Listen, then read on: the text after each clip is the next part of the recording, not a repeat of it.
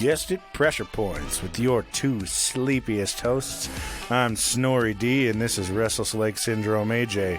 We're coming at you with Season 4, Episode 4, John Keel and his wonky space neighbors.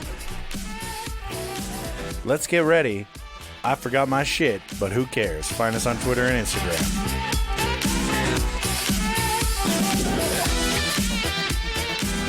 Solid start. Man, that's some top-tier intro right there, man. Oh, I yeah. started out strong, went downhill. This is why everybody tells their friends about us. Welcome back. It's another wonderful Biden-run nation. I'm not afraid to look at the news day. Anymore. Yeah, man, me neither. Just too sleepy to look at the news. Yeah, that's true. I'm pretty sleepy. So how you been? What's new? Oh, it's great. I got all my shit from that last auction. Yeah. It's sitting right here in front of us. Got some Talk about this shit real quick. Soviet Army belt buckle, Soviet Navy belt buckle with original belt, and East German belt buckle. Fantastic. And then I got a 1888 Tories U.S. Navy razor strop with it's a straight razor, like shaving kit. Do you hear it? Some sweet little ASMR. Now shave your face. He was actually doing it earlier, and he was pulling hairs out because it was too dull. Yeah, I need to restore the blade a bit, but yeah, fantastic. Didn't mean to win those. Oh yeah, totally forgot. I have these over here to show you. Yeah, what is it? Okay, so we'll just describe it. I like this one. Yes. Describe Stickers? that. It's a sticker. This is a sticker? It's a postcard. Is it a postcard? I think it's a postcard. It doesn't matter. I'm not going to say what it is. Okay. We're not going to tell anybody what these are. Yeah, isn't that one cool? And then this one's cool too. Wow, this thing is also super cool. Yeah, no, the first one, it looks like a thin blue line flag, except instead of stars, it's upside down pentagram with a goat's head in it. And then it's a round sticker, same thing, goat head. Upside down star, TST. Go ahead and, without reading my name off directly, go ahead and describe that little card. AJ Pussy McFarkle. Yep. Oh shit, I read your full name. Fuck. No! Cut the feed! Satanic Temple Officials, Sodalis, Sodalis, So Delicious. So delicious. Ave Satanas, Ave Domine, Inferne, MMXXI. What? I don't know, it's 2021. Give me that. So it's a little black card. It says the satanic Satanic.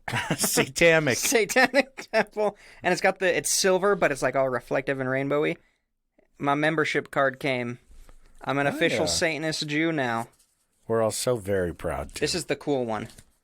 Oh shit! You I have got like a an actual certificate. certificate. Oh, That's yeah. fucking cool. I paid $25 for this certificate. That's sick.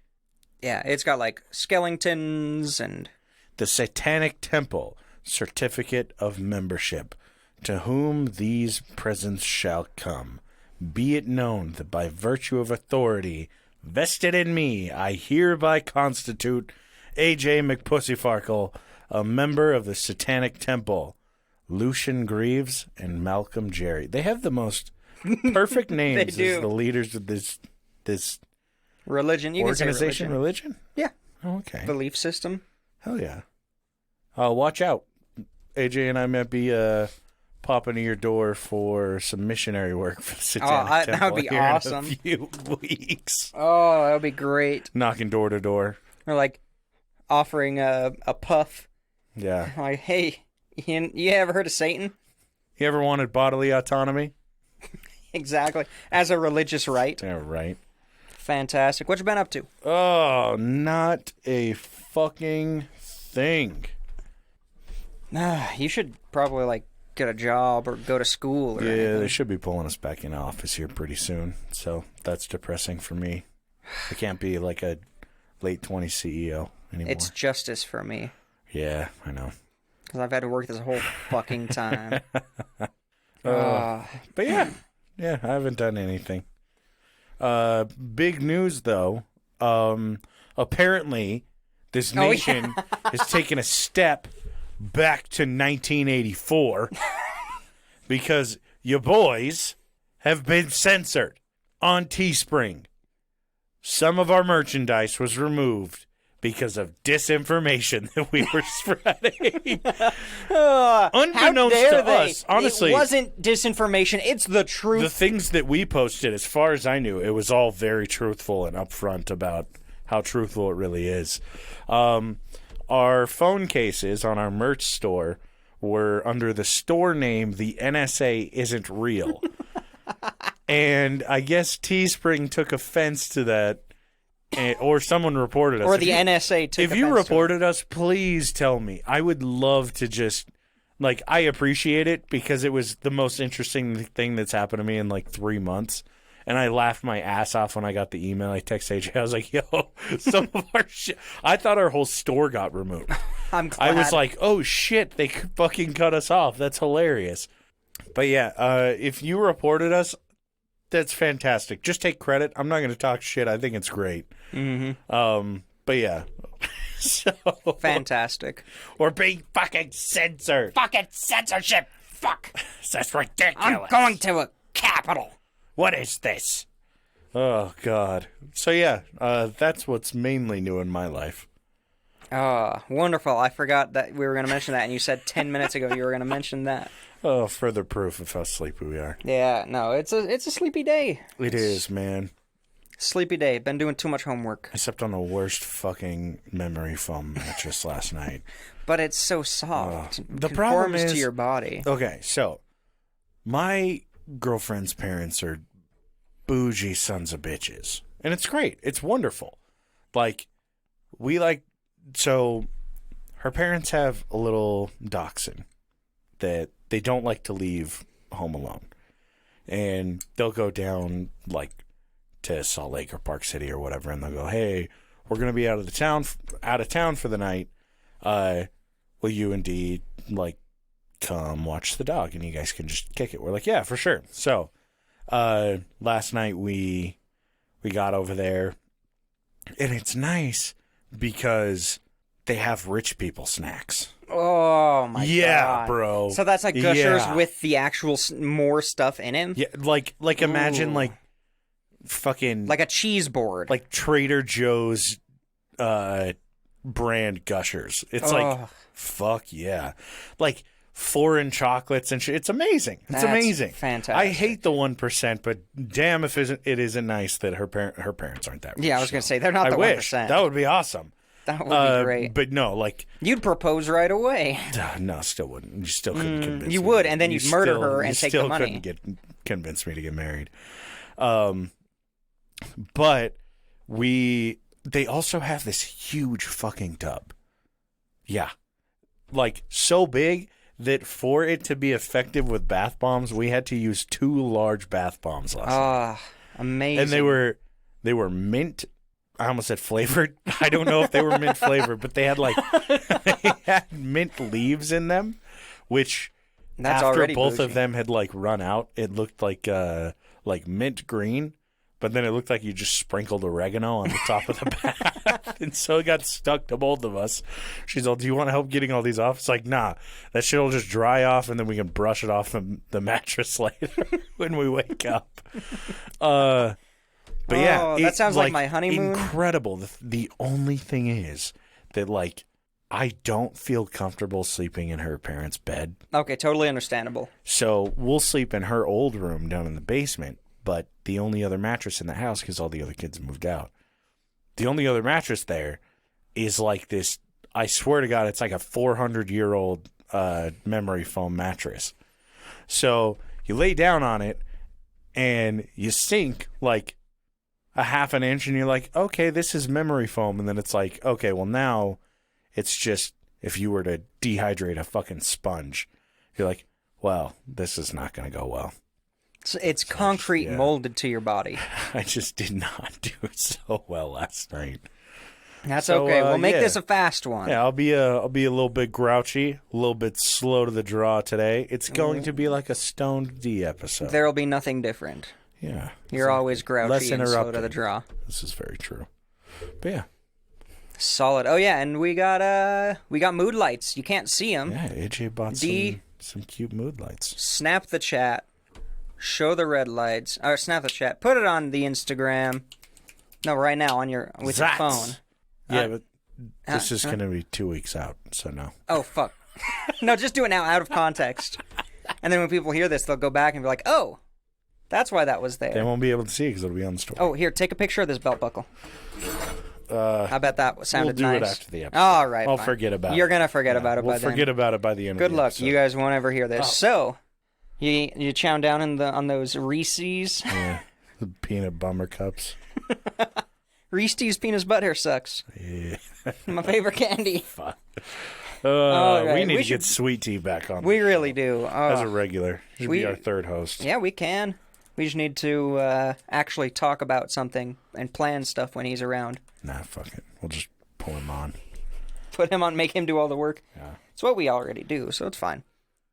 All right, so who is John Keel? John Alva Keel was born in 1930. He died in 2009. He was an old fuck. He was like almost 80. And he was a pretty cool dude. He was a researcher. He wrote for newspapers and radio and television shows. He wrote the occasional pulp article.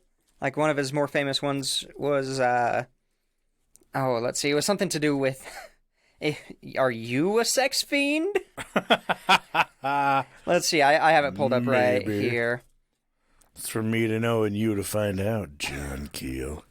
He, at a young age, about the age of 12, he had his first story published in a magician's magazine. What? Yeah. He was a writer, but he liked, sleight of hand tricks. Our backstory sucks compared to John, man. Right? I mean, I did balloon animals and card tricks. Never mind. We, AJ's very first public stunts were making balloon animals for children that he later molested. So, yes, he is registered Perfect. In the state of Utah. No, I'm not. No, because yes, I am. Because you live too close to a school. Yeah, I would get kicked out. Yeah.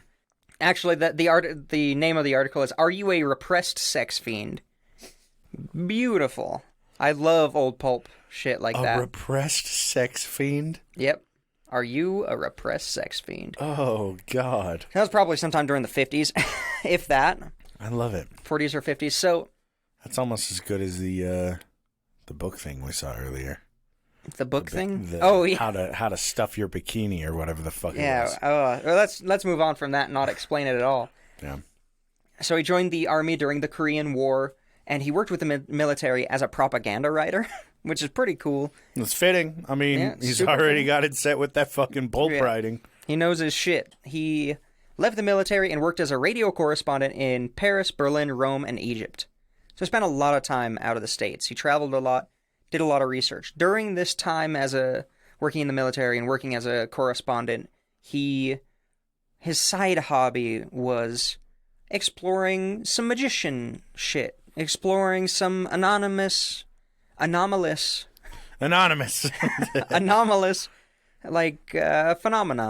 Okay. I can't say that fast together. Anomalous phenomenon.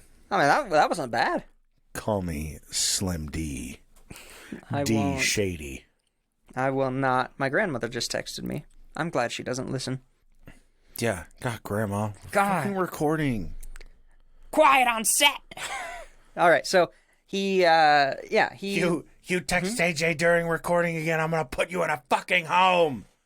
So he had this interest in magician's tricks that kind of followed him throughout his life, which is interesting because normally you drop that shit when you're 14 and you learn what vagina is. This feels a little bit too familiar for AJ. Is that what happened with your balloon animal work? Let's just say that balloon popping fetish exists. We won't get into that. That's another we're just gonna grace past. Yeah, oh yeah. So he was an avid, on-the-ground reporter. A lot of reporters, these types of reporters, people who research the paranormal, are very much reading through reports and compiling shit and writing books. It's very rare nowadays that you get somebody who goes on the ground to investigate sightings and shit like this. So he was like a fucking trailblazer in this field. It was fantastic. And he was around just at the right time. He was born in 1930, so in the 50s, in 1950, he was 20. That's the perfect age for the UFO phenomenon. That's where it really started to take off. So his first book, he traveled to India to investigate the Indian rope trick. Have you ever heard of that? No. I love this. These are like street performers. Oh, okay. Like those tricks. So what'll happen is there's a basket on the ground in front of a magician and a magician's assistant, which is usually a 10-year-old boy. And then the magician does something or plays an instrument or something, and the lid of the basket lifts off, and a rope uncoils. Similar to like a snake? Yeah, and just completely, unsupported, and it goes straight up into the air, usually like 10, 12 feet up, and it's just sticking straight up. Huh.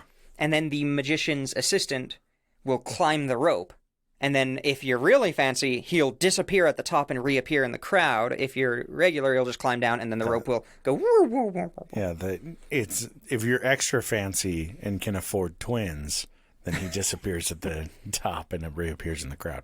Right? Definitely. So honestly, all of that like street magic shit, I love it. Like, I know it's all sleight of hand. I know that it's all just... I mean, how the fuck do you describe that? Sleight of hand. How do you sleight of hand stiffen a rope enough to climb on it? I'll show you a stiffened rope with a little bit of Quit pushing a rope. No, I mean, like...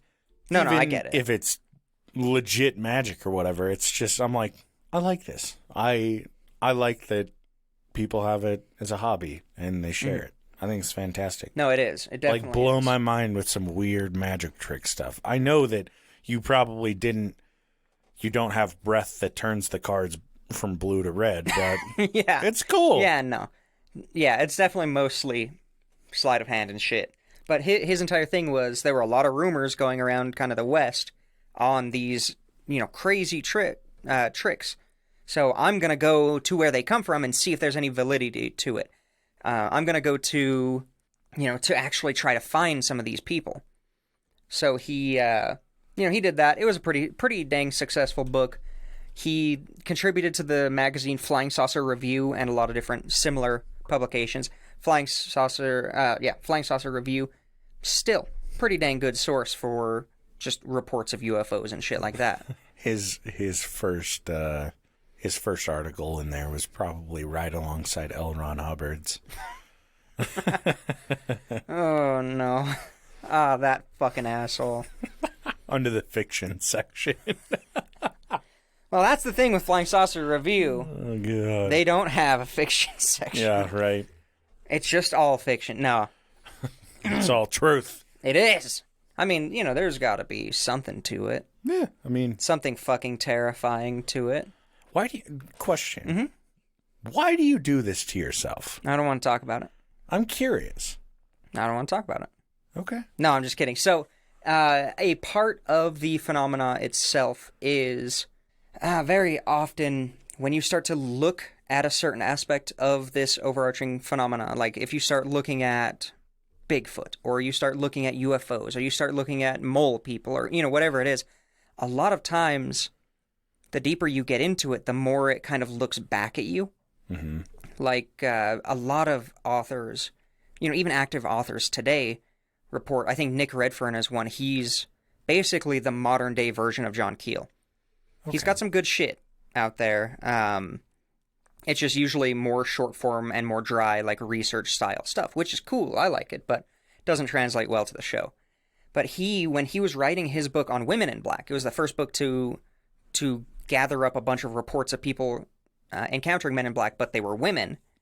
He had a bunch of weird Men in Black style events, like people calling his house, and when he picks up, it's like a metallic voice on the other side speaking gibberish, or, saying something weird, or random power outages that only affected his home, but not that his neighbor's houses, or, a lot of weird shit. People sitting outside of his house in a black car, just watching him all day. Just like little things that on their own are like easy to explain away, but when you have a lot of them all at once, it's like, at what point is it more than a coincidence? Yeah, it's like when you search on Google how to storm a Capitol, or what happens if you kill a congresswoman. Yes, exactly. Normally things will start popping up and you'll start seeing more CIA members in your hometown. How to live tweet.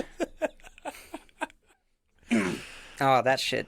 Okay, I'd really like to talk about so that stuff that's more, what intrigues you about it is the fact that the more you look into it, the more it kind of manifests itself. Well, it's that, to me, that kind of points out the... validity behind it. Not the validity, but the almost consciousness of it in general, like the awareness of the phenomena itself. It knows kind of thing. Yeah, like it is aware of what is happening around it kind of things. Which we get into a little bit later. And I don't want to spoil a lot of things. A lot of it is I'm just intrigued in your aspect and like your outlook on it. Mm-hmm. Sorry for that if that came through. I got an email or something. So obviously you have fears when it comes to alien abductions. Just like, yeah, UFO shit in general. Yeah. So, and I know that you look into it because you're intrigued and because you want it, like, you feel more secure knowing everything there is to know, but doesn't it scare you enough? Yes. Like, that you are looking into it? Yeah, that aspect of it is terrifying. That it will look back?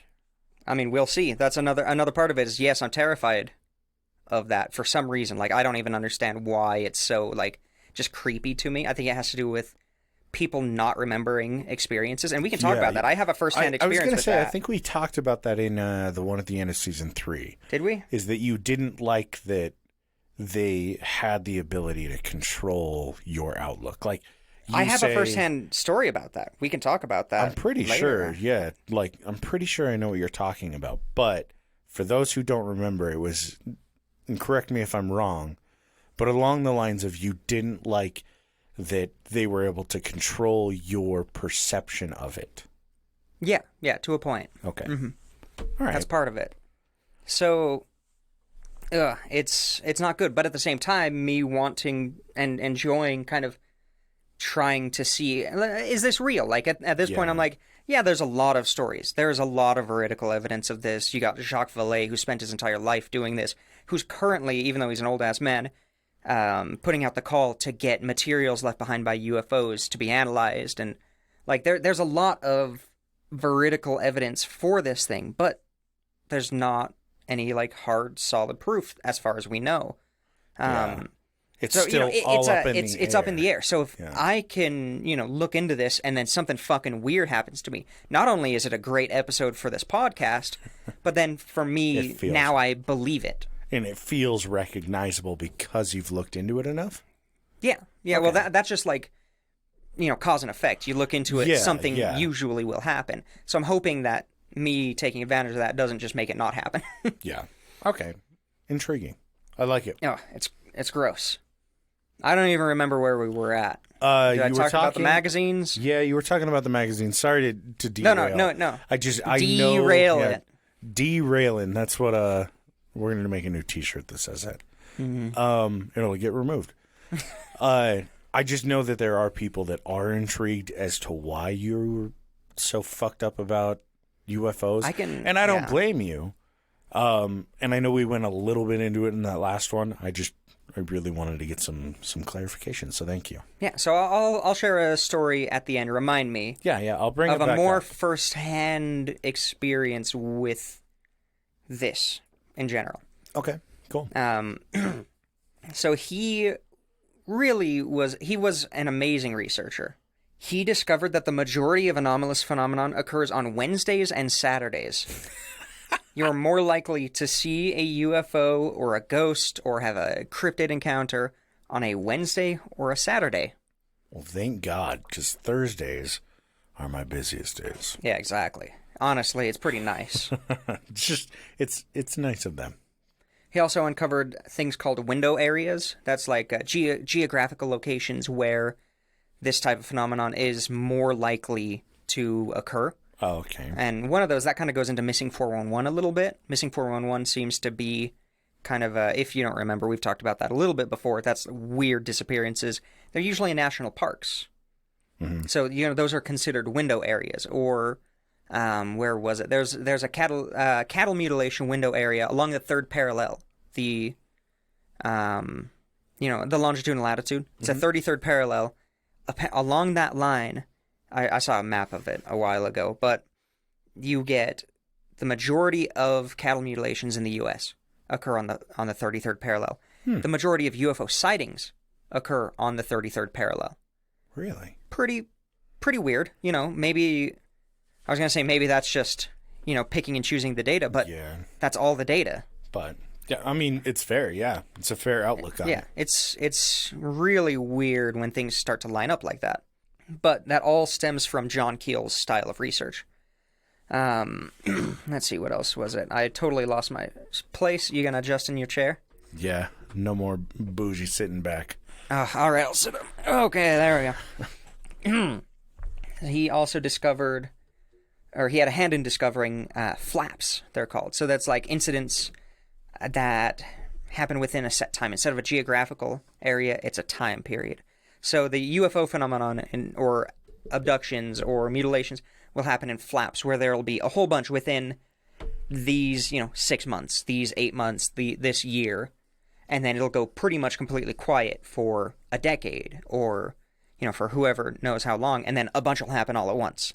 Oh, okay. So usually the waves in the window areas go hand in hand. So like in the window area, it'll be clear for 5 years, and then it'll be crazy busy, and just tons of like Thunderbird reportings or cryptid sightings or UFO sightings. I see. And then it goes quiet. Huh. So he was really good at looking at the data and collecting these reports from across the United States and in some cases across the world, because he would travel everywhere and just boil them down to these really smart observations that still hold true. Like, let's see, there was a UFO flap in like 2015, which is crazy, because it's so recent. A lot of this data, because he was super active during like the 70s and the 80s. That it's cool that a lot of his stuff kind of manifested itself later on. Yeah, it showed itself following the same cycles, post-mortem kind of thing. Yeah. Okay. So it seems to be more than just him trying to sell a book. Yeah, not just him coming up with some wild concept to put out there. Mm-hmm. It's like even after he's passed away, it's like yes, these ideas are continuing to show themselves. It's still a valid way theory. of looking at the data. Yeah. That reminds me, the airship flap of 1897. Have you ever heard of that? Huh. So, 1897, that was a long time ago. And people across the United States started reporting a wave of airship sightings. That's like dirigibles, or like an airship, like a big balloon with a basket under it. Fucking Hindenburg. Yeah, shit like that. A lot of people, one report was, or a lot of the reports will be, they land and then they collect some water, or they get some metal or some supplies or some rocks and shit like that. And then when the farmers or the witnesses approach them, they say, "Hey, how are you doing?" And the people, they just look like humans. Mm-hmm. And they just reply and say, "Hey, we're doing good. We just need some water for our boiler." Or, "Hey, can you go into town and get me this piece of metal? I'll pay for it." And then he gives them like some gold chunks to go buy this metal, stuff like that. And that kind of gets into the, I totally forgot what it was called, that Aero Club. Doesn't matter. But yeah, there was just this big wave in 1897 where people were seeing airships. So it seems like throughout history, the kind of UFO flight style weird shit that happens is always just a little bit ahead of the technology that we currently have. Like in 1897, they were airships. Yeah. After that, people would see like more similar to like stealth jets. And then after that, people saw silver cigar-shaped UFOs, and then they saw saucers, and then they saw, I think that's kind of where it's still at, is the saucer and cigar style, but it's more often the saucer. So it seems like that kind of evolves through the time, which is pretty cool. Yeah. I mean, it would make sense. Yeah, if something is trying to portray itself as more advanced than us technologically, and they can just change the appearance, you don't want to do it so far ahead that we don't have a concept of it. Just in 1897, it's like it's a fucking Boeing. Just like Blackbird, fucking whatever. I don't know. Yeah. I don't know shit about planes, but just like some stealth bomber flies up and these people are like, what the fuck is that? Yeah. I only just now know about light bulbs. What the hell is this? Fantastic. He also popularized the term. He coined the term, essentially, Men in Black. Oh, okay. Which is we talk about that more towards the end. But Men in Black are like, a lot of times they show up after a cryptid sighting or a UFO sighting. The experiencer will, go put in their report or do whatever. A lot of times they don't even report it. And then these, two dudes in black suits that are kind of tall, weird, thin. A lot of times they're reported as having heavy makeup on, like bright red lips. Like but they look, over dressed up, more or less. It's like like sickly amounts of makeup. Like, why? Oh, okay. But then, like under the neckline of the foundation, they're just like grayish, sickly looking. And a lot of times they talk funny. They talk kind of robotic. They don't seem to understand basic, like, nuances of human civilization, like how to use a fork. No. The thing is that they're not seeing aliens. They're actually just seeing Canadians. Mark Zuckerberg's family. I mean, yeah, definitely. Yeah, that's essentially it. That is the Men in Black. Let's see. Another weird one is, and kind of, as an example of how they change over time, is earlier on, a lot of times they were seen with skin color that's close to, like, someone from India. And they would always consistently, for a long time, they would ask for water and drink just, like, a shitload of water. And then they would ask for salt.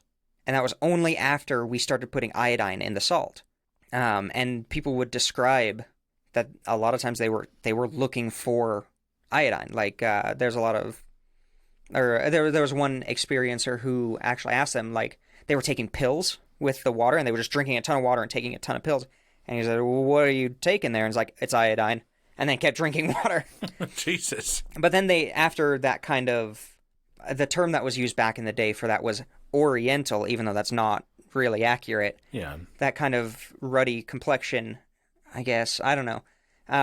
It kind of changed to the really weird pale dudes in black suits. Interesting. So it's really weird. I like the Men in Black phenomenon because you get a lot of weird, like, gaslighty type shit. Yeah. And for a long time, people view Men in Black, or a lot of people view Men in Black as, like, government agents. People from the government, people from the military, shutting people up about UFO sightings and things like that. Oh, because of the movie. Before the movie, definitely. But it's shown time and time and time again that a lot of times they do claim, hey, I'm from the Department of Interior, I'm from the Air Force, I'm from the military. And they will show a badge, and the person will put down the badge number and the name, and they don't exist. Or the... one of them, it was just the entire department didn't exist, in quotation marks. So, Yeah. Yeah, I mean, my ideas on it is they're probably, when I talk about Men in Black, I'm not talking about the military going around and questioning people. I'm talking about something else. Alien phenomenon, Men in Black. I mean, you can say alien, but I kind of agree with John Keel in this case. In 1967, he completely rejected the extraterrestrial hypothesis. Really? Yeah, after years of studying it, he basically said, fuck it. These are not aliens from another planet. There's no way. Because he was able to observe an overlap of psychic and UFO phenomenon. And if they were aliens, why would they show up after a Dogman sighting or a Bigfoot sighting or after somebody sees, a ghost or a lizard man or something like that? I love cryptid reportings. I think they're so ridiculous, and so many people report them with nothing to lose and nothing to gain, or everything to lose, because they're just lose their jobs and shit. Yeah, like the what was it? The leprechaun in Alabama. Do you remember that one? Oh my god, yeah. Some old shit. Oh yeah. Okay, so what does he believe that they are? Just anomalous beings that kind of bring that anomaly to them, or like they're kind of surrounded by it? It's weird. He called them ultra-terrestrials. Okay. That's kind of where he went with it. he claimed that it's all one thing, essentially. Like, ghosts, cryptids, UFOs, demons, fairies, cryptids, vampire, all this weird shit is the same thing, pretending to be these different things for its own reasons, whether it's trying to get something from us, whether it's trying to create a fear in us, whether it's trying to gather our water supplies, because there's a ton of stories about UFOs just draining water tanks. Whatever they're doing, he claims and believes that it's all the same thing. It's the phenomena in general is all related together. And I kind of see that with how much I've looked into this kind of stuff. So the link would be that Bigfoot is one of the Men in Black, but they're just they're different manifestations in a really broad of the same term thing, disguised as Bigfoot. Not quite. Or like they're all. It's more like the phenomenon manifests in different ways. I see. Based on the experience of the person who's witnessing them. Okay. So like. Though they're not the exact same like shape or it's not the same like being a UFO flying around and then being a Men in Black and then being a thing. No, it's more encompassing. They're all like okay. I get what you mean. I just can't really describe like you work or you don't work at all and sit on your ass all day. I go to work all day, but we're both humans. Yeah. No, I don't know. Probably not a good metaphor. He never put out an idea of what they are, but he has speculated that it could be some kind of interdimensional thing based on people witnessing weird portals and things coming through, or it could be, based on a lot more than that. That's just, putting it in a nutshell.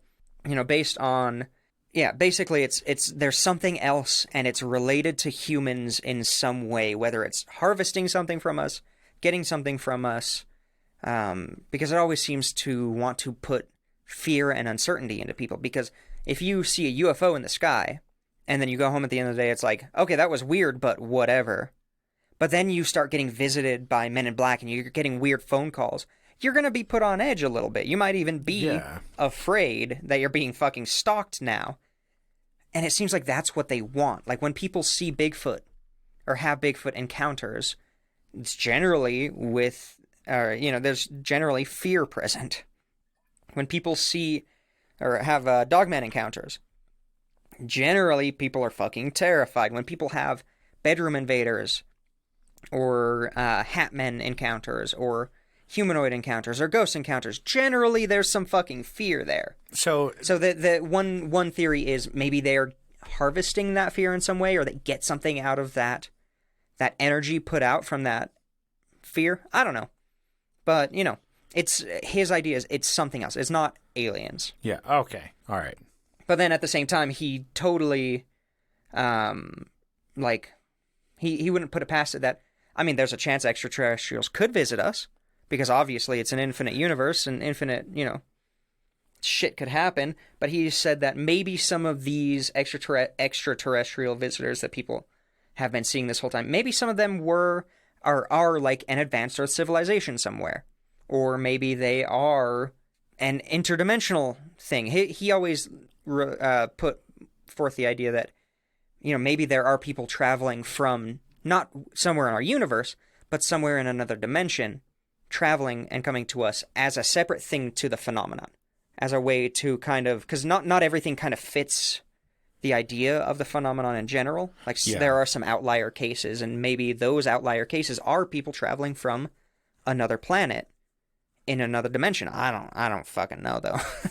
his oh my god, I can't understand how deep he was into the research. I can't even with imagine. This. I'm going to go over his book list. Oh, Jesus. In a little bit, and it is crazy. Like, he made a career of this. He spent so much of his life. And I love it because towards the end of his life, he basically threw up his hands and said, I give up. I cannot understand the phenomenon. With all of his research, I have no idea what's going on. I think they're all the same thing. I don't know why they do it. I don't know why they're here. I don't know what they are. after decades of research. Jesus. I mean, and I'd imagine you kind of hit like a plateau with it where until you've actually had these encounters yourself, until it's like a regular thing and you are able to actually study them, you wouldn't really be able to do much more. Yeah, but he did. He had encounters his entire life. Oh, no, I'm saying like, yes, he has his encounters, but he can't study them further outside of those encounters. Like, he can't go up and say, hey, can I interview you back in my place and you just answer all the questions? Oh, well, yeah, to the Men in Black. Yeah, that's what I mean, is you kind of hit a plateau with it where it's like he is getting encounters, but... Mm-hmm. But it's like they're too good. They know he's looking at them. Yeah, so they're not slipping up. They're not giving him more information. There's only so much he can do before it's just either everyone thinks he's insane or he just can't collect any further information. Mm-hmm. There was, and kind of transition to the second half of this part. Oh my God, that lasted a lot longer than I thought. Sorry. There's going to be a longer episode. No, not he. Let me restart. So, in areas with UFO reporting and sightings, there generally tends to be a higher incidence of Bigfoot sightings, Men in Black sightings, and bedroom invader sightings. This is more than just like shadow people, more than just like the Hat Man or things like that. This is a specific, seemingly physical manifestation similar to a Bigfoot kind of thing. So I don't like the idea. I'm going to talk about the bedroom invaders. This was a really famous article that he put forward kind of as a preview to the book The Mothman Encounter, or the Mothman Prophecies. Mm-hmm. So this was in a magazine. I think it was in Flying Saucer Review. I've had a PDF of it forever because it's really good. It's full of stories. It's full of a lot of good information. So I'm just going to talk about that for a little bit. In these UFO flap areas, there are a lot of reports of broad-shouldered men wearing capes or cowls, or capes with cowls, really, really tall, and a lot of times they have really long fingers.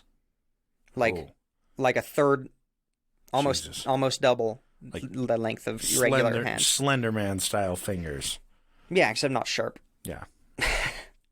Just really long. Inhumanly long. Yeah, and for some reason that's the part that really creeps me out is the fingers. I just think it's gross. Because they gotta put them in just the right spots. All right, sorry. So in Caterham, England, in 1963, a group of 8 of these cowl-wearing people were witnessed by a ton of drivers just on this kind of highway because they were leaping across the road. Like they would run faster than a human should run and then jump over the road. All the way over it? What the fuck? In one jump.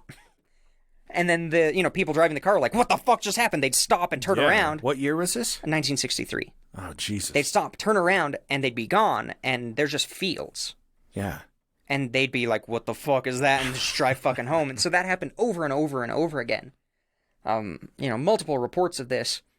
And it's fantastic because it's really similar to back in the 1830s in England. You looked at know a little bit about this, I think, of the reports of Spring-Heeled Jack. A little bit. I know you were talking about it very long time ago, but yeah. Yeah. So he basically, it's a black cowled figure with a cape. I think in some of his reportings he was wearing a top hat, but he would accost young women and shoot fireballs, and then jump over buildings and fences. And it wasn't just 1 or 2 accounts. It was like multiple. It was like over a dozen. Yeah, there were a lot of people that had reached out and they were like, what the fuck? This fucking dude just jumped over a building after shooting a fireball at me.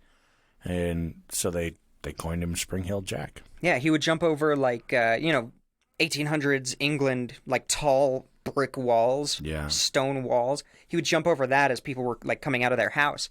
They always thought he was there to mug him, but as far as I know, nobody ever reported actually getting mugged. He would just be there, kind of intimidate them, and then jump. And if they tried to fight back, launch a fireball Essentially out. just cause chaos and fear and get the fuck out. Yeah, so he is kind of in the same type of entity almost.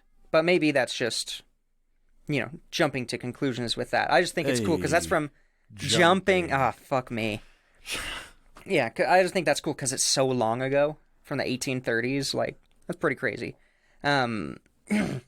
They've been witnessed as the pilots of UFOs, which is pretty weird. Apparently, some of the airship flap sightings were from people as they were flying by. They could look into like the cockpit and it'd be just somebody with like cloth covering their face, just a big broad-shouldered dude with a cowl on, with slits for the eyes, or they would wear goggles. That was another big thing, which is really weird because if you're, a more than material entity or an immaterial entity, why do you need fucking goggles?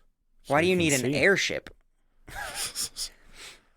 Yeah, so... Because he has bad eyesight, dude. I'm sorry. I have bad eyesight, so I can say that. And he's flying a spaceship. So there was a ghost airplane flap in Norway, Sweden, and Finland in 1933 to 1934. A lot of times it's played off as the Nazis flying weird airplanes, but some of these were really weird. Like in this cigar-shaped craft, they were... I don't remember which country it was. It was one of those three. They were flying airplanes because, getting ready for the war and shit like that. Well, they were just flying airplanes. The war hadn't quite started yet in their area, I believe. God, I'm drawing a blank. I think it was after 39, around 1939. Am I wrong? Well, no, but the Nazis were definitely they were up to shit by now. Yeah. That's kind of what I mean, preparing for war. They didn't know a war was coming. See. But they knew the Nazis were up to shit. Yeah. At this point. That's where I was trying to go with it. So they were flying some airplanes. They come up to this weird airplane that they don't know how to describe, and they've never seen anything like it. And in the cockpit is some dude wearing goggles with cloth like wrapped all over his face, and he had a cape wearing all black, and he just looks over at him. They wave, and then he just flies away. That was a weird-ass SS officer. Yeah, what the fuck? That was good old Adolf right there. Yeah, right. But he had just shaved his mustache. That's why they didn't recognize him. And that's why he put cloth on his face. Yeah, so they wouldn't see his mustache. He covered his whole face. So they wouldn't see him without a mustache. Yeah. He had just gotten back from stealing some Egyptian... Egyptian artifacts. Yep. And he was like, yo, these mummies know what to do. And wrapped himself up as a prank. His Nazi flying buddies were like, Debunked. what the fuck is Adolf up to? Adolf. And he's just like, oh, ho, ho. I think that's how he laughed. Yeah, if he ever laughed. If he ever laughed. No, there's some videos of him laughing. No audio, though. He looks toothless in them. He does. It's like... Let's see. So, I think that's cool. The ghost airplane flap in that area from, I think it was the fall of 1933 to the spring of 1934, there would just be sightings of airplanes, like military airplanes, not from another country, like from the country that it's flying over. Oh. But the military didn't have any airplanes in the air that day or in that area that day. Things like that. Weird shit. There's a pretty cool, although to put it on a podcast would be extremely boring because it's basically, 20 of the same stories. I walked outside, I heard an airplane, I looked up, there wasn't an airplane. Or I walked outside, I looked up, there's an airplane, but there was no sound. Oh. And that's it, just over and over and over again. Because it hasn't gotten to you yet. These are like biplanes. They're not that high. No, man. These are SpaceX-level spaceships. That's true. I mean, they were that far ahead. It was Elon Musk. He had gone back in time to fuck with people. Piece of shit. That would be great. He was probably Spring Hill Jack, too. Fuck that guy, yeah. He just had his flamethrower. Jesus Christ, right? His handheld. His and then personal a jetpack. Flamethrower. Mm-hmm. Jesus. Fuck Elon. If you're listening, Elon. Fuck Elon, but also Elon, tweet about Dogecoin because I need to make some money. Yeah. Let's see. Where was I? Okay, right there. So now we kind of moving into the 1960s. It kind of went quiet for a while. But it seemed like these kind of... I wish I had a better name for them. I'm just going to call them bedroom invaders. Because up to this point, they haven't been invading the bedrooms. No panty raids. Aw, man. Yet. Okay. It's the 60s now. The swinging 60s. And it seems like it changed. They started to appear in bedroom windows. Like, some dude woke up, looked out his window, and there's just some dude who's got a cowl on. His face is in shadow, but he's smiling, and you can kind of see, because it was dark, but it wasn't pitch black, you know? And he freaks the fuck out. The thing leaves, looks out his window, and he's, on the 3rd story, and there's not an eave below him. The thing was smiling because he was trying to see some 1960s wiener. Oh, yeah.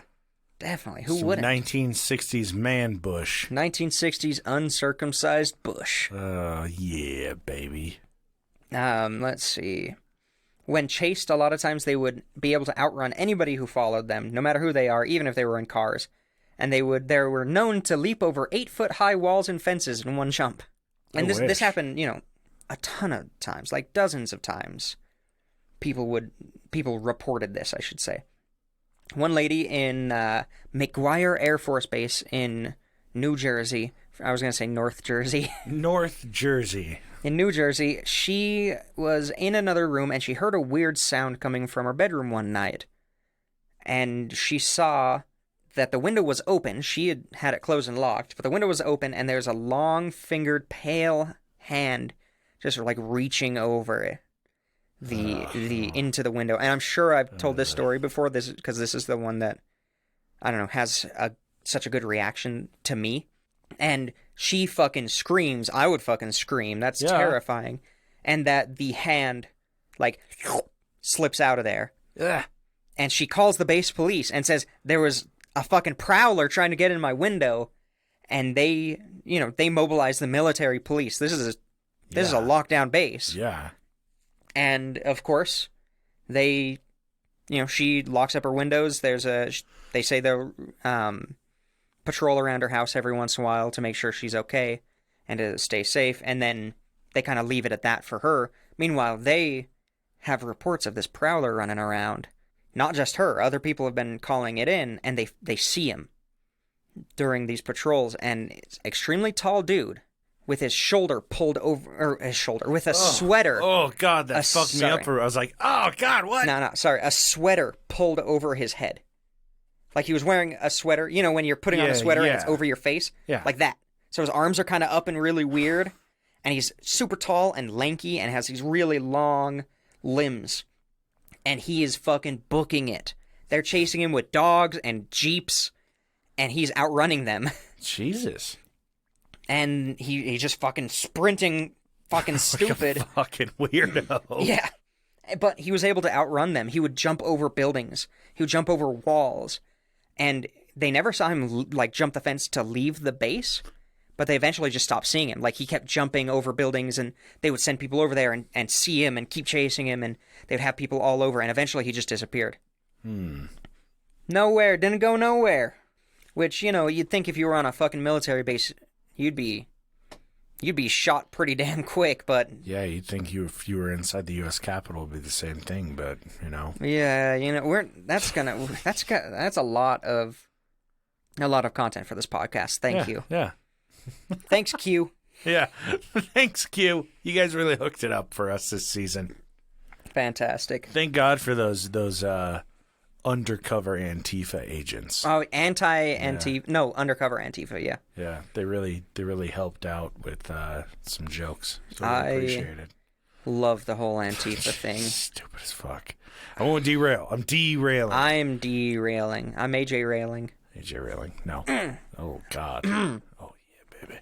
One of the weirdest things about John Keel, to me, one of the weirdest kind of events that kind of stuck out, that I really loved, because I've read a couple of his books. I want to read all of them, because he did some good shit, but they can kind of get tough to get through, because it's just case report, and then a little bit of insight, and then Mothman Prophecies was good because it wasn't just a list of events. It was, this is my story of investigating the Mothman sightings. It's like his writing is very technical writing. Yeah, most of the time it's very technical. So if you're going to read any of them, read the Mothman Prophecies, because it's more the story of the investigation with the investigative points in it. Which is weird, because he actually mentions a story from, I think it's Provo, which is cool. Oh. There was a Thunderbird sighting back in, like, the 40s. Thunderbird, how so? Huge fucking bird flying through the air. Jesus. People were running out of their house, looking to the sky and screaming, like the whole town saw it. And, Jesus. And that's What the nothing fuck? that's ever fucking talked about. Huh, yeah. Which is crazy. I mean, it was a pretty small town back then, but... But even then, yeah. Yeah, and I don't remember exactly the date, so don't quote me on that. But it was a long time ago. But when he was researching, like, in the field for the Mothman Prophecies, there were a bunch of times when he would go and interview somebody who had reported, oh, I saw something like Mothman, and it would get back to him. He had a contact, like, in the newspaper and in the town hall, so when people would report him, they would tell him who they were, and he would go ask to interview him. And it was time and time again. He would go in, he'd introduce himself, sit down, in the parlor and have some tea and be talking to the lady or the dude and be like, hey, what did you see? Tell me the story. All this stuff. And they would be acting really, really fucking weird. And he'd pick up on it and eventually ask, like, hey, is everything okay? And eventually they'd get kind of frustrated and be like, why are you asking me all these questions again? You were here yesterday. You were here 2 days ago. Or why were you here 2 days ago and you didn't ask me about this event? Why were you here on my porch 3 days ago, but you asked me about how good my phone service was? What the fuck? And yeah, a bunch of people reported him, a doppelganger of him, Jesus coming and interviewing them. Christ, what the fuck? Yeah, and that's kind of one of the weirder things, I think, from that experience. He's had a bunch of weird shit like that happen before. But, oh, now I want to talk about the Dan Aykroyd weird shit that happened to that guy. But, I think we talked about it before. Or I just read about it and thought about it. Yeah, I don't think I've heard of it. No, yeah, so weird shit like that. Weird doppelganger, Men in Black style shit. Fucking terrifying. So now, if you'd like to, I've got, I'll share my story. I've got a couple Men in Black encounters to talk about. And, we can call it an episode. Yeah. Yeah, we're doing good on time. Yours was an encounter you had when you were a kid, right? No. Oh. I don't know what you're talking about. Nothing. We've Okay. had this conversation before. I don't know what you're talking about. You know me. I was here 3 days ago. Why are you What? asking me the same questions? Who? Okay, so John Keel, his works include Jadoo in 1957, The Fickle Finger of Fate Oh. in 1966. That was a spy novel. Saucy. Operation Trojan Horse, Strange Creatures from Time and Space. Those are both 1970. You got Our Haunted Planet, 1971. The Flying Saucer Subculture, 1973. The Mothman Prophecies, 1975. The Eighth Tower, also 1975. You get Why UFOs, 1978, which was a reprint of Operation Trojan Horse. Lame. You get Disneyland of the Gods. I have no idea what that one's about. 1988. It was his experience going to Disneyland. Yeah, going to the Epcot Center. The Complete Guide to Mysterious Beings, 1994. That's a revised version of a previous book. And then there are some, selected writings of John Keel or collection of the Fate magazine articles and stuff like that. Because after he died, it looks like 1, 2, 3, 4, 5, 6, 7. Like 7 books were published after he's passed away already. And that's just from people he left his writings to, going through it. Stuff he was working on wow. when he gave up. Or cases that didn't have a finish are officially being released, which is super cool. He had a shitload of notes that just never saw the light of day.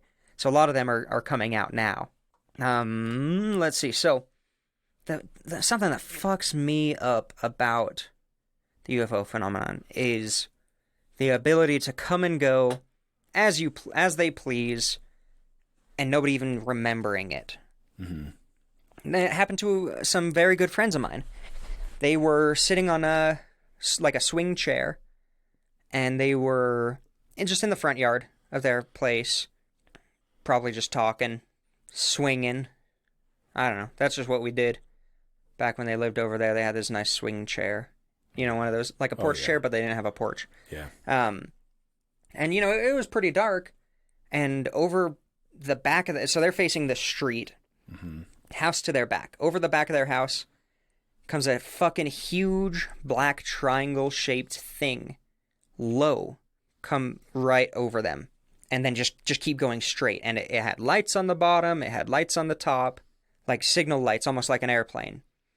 And it was just pitch black, blacker than black. And it went, and they basically said to each other, well, that was weird. And then kept talking about what they were talking about before. Was it loud? No. Oh, just like totally silent. From what I remember, it was pretty much silent. Jesus. And that's the part that happens, that seems to happen very often, is people will experience something fucking weird and not freak out about it.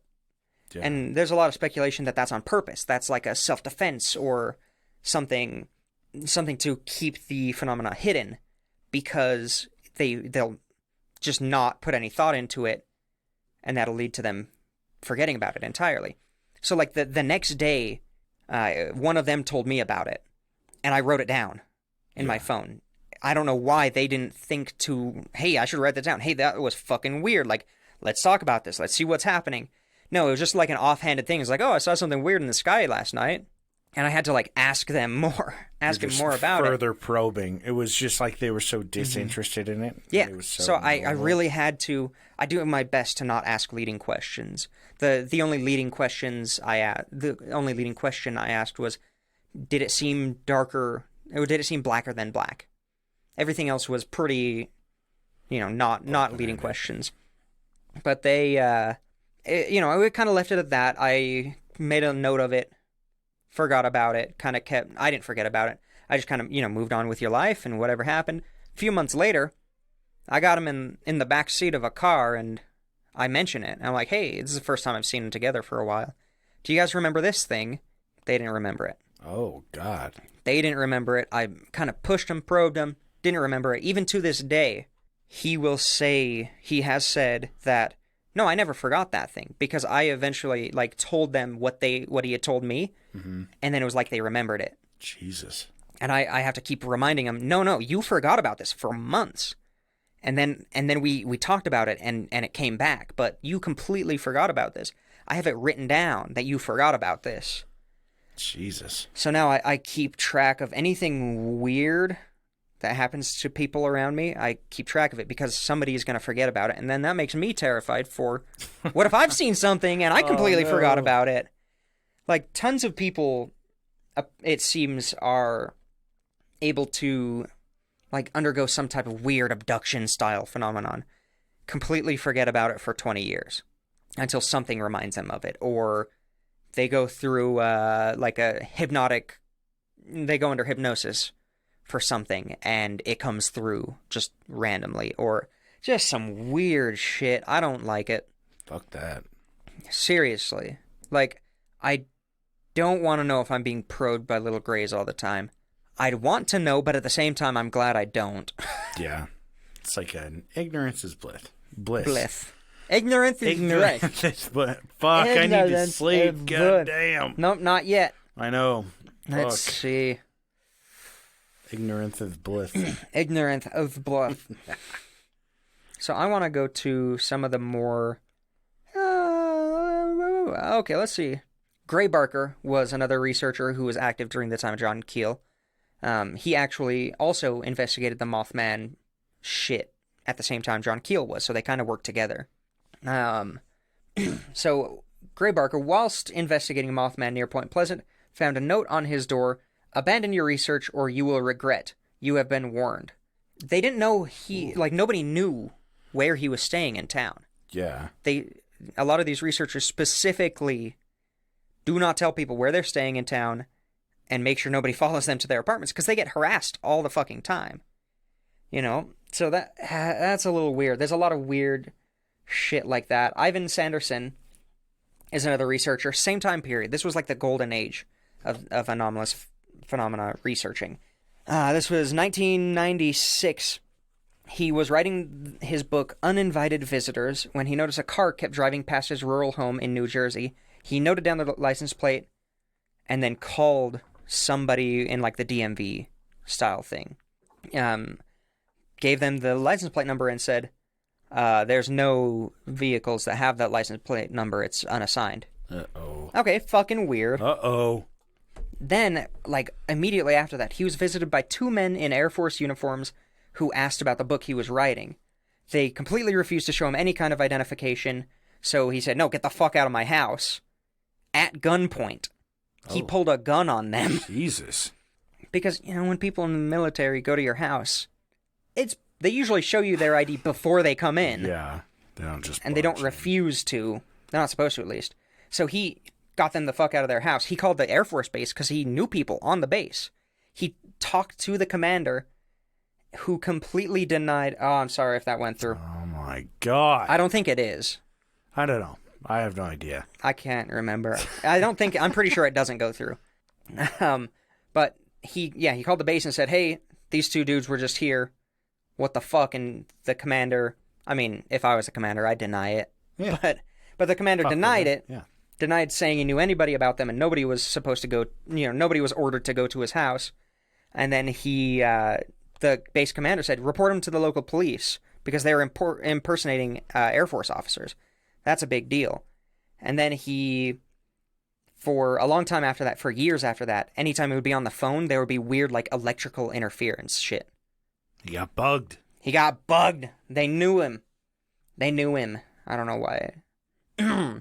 Let's see. Oh, I like this one. This was 1967 in West Virginia. Black limousines halted in front of hill homes and deeply tanned census takers inquired about the number of children living with families. Always the children. In several instances, the occupants of the big black cars merely asked for a glass of water.